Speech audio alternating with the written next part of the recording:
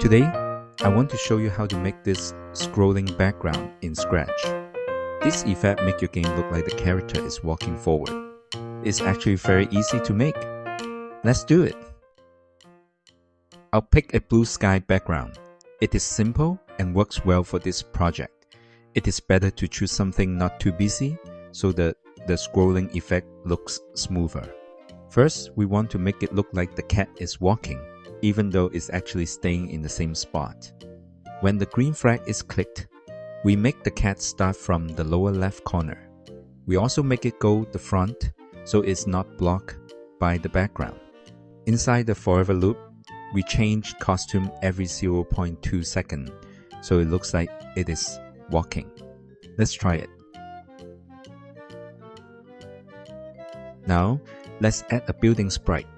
The idea is to make it move to the left so it looks like the cat is walking forward. When the green flag is clicked, make it hidden and set it to the original position on the right side of the screen. Inside a forever loop, wait for a random seconds, then create a clone of myself.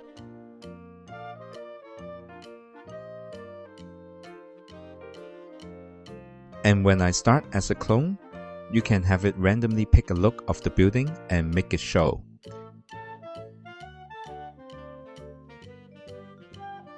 Now let's make the building move to the left by using a repeat until block. We change X position of the building by -6 until it reached to left of the screen. Let's try it. Now let's also add some trees and make them move too. We will do the same for the trees. When the green flag is clicked, we first hide the tree and make a clone of the tree. And when I start as a clone, we make the tree move to the left.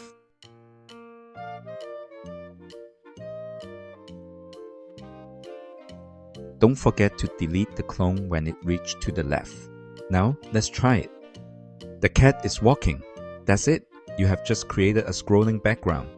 Have fun creating your own world in Scratch.